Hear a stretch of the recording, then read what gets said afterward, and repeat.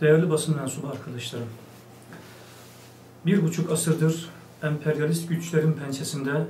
acının her türlüsünü tadan İslam coğrafyası, aynı güç odaklarının yeni kanlı planlarının arenası durumunda bulunmaktadır. Bu coğrafya içerisinde son yıllarda atılan olumlu adımlarla bir istikrar ve huzur zemini yakalayan ülkemiz ise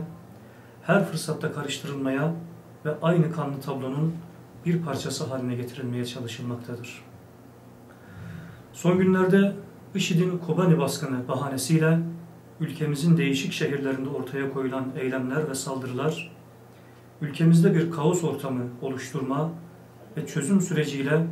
iyileşmeye yüz tutmuş kangren bir yaranın yeniden deşilmesi amacını taşımaktadır.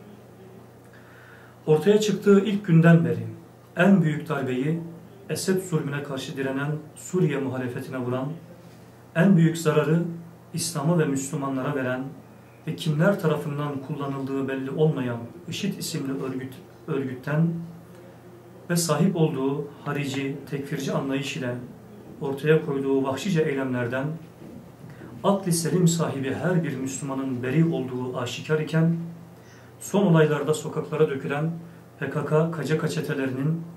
görülen her sakallıyı, bilinen her mütedeyyin insanı bir IŞİD taraftarı gibi göstermeye çalışması alçakça bir algı operasyonudur. Bunun da ötesine giderek, vandalizmin en çirkinini sergileyerek, sokakları bir savaş alanına çeviren bu çetelerin, özellikle İslami STK'ları ve dindar insanları seçmesi, mütedeyyin insanları linç ederek vahşice katletmesi, yüreklerinde sakladıkları İslam düşmanlığının açık bir tezahürüdür.